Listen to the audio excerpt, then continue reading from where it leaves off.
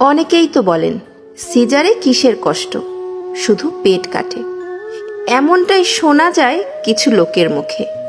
তারা কি জানেন 7টা পর্দা কেটে বেবিটাকে দুনিয়াতে আনতে হয়। আধা ঘন্টার মধ্যে 3টা স্যালাইন শেষ হয়।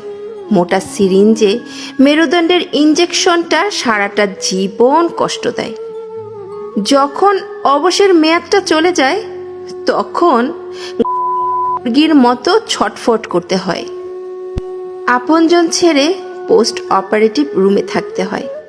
প্রতিটা মিনিট যেন 1 ঘন্টার সমান। সময় যেন যায় না। প্রিয় মানুষদের মুখ দেখার জন্য অস্থিরতা।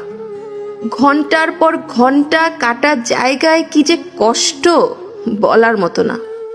তার সাথে খিঁচুনি, নিথর শরীরে থরথর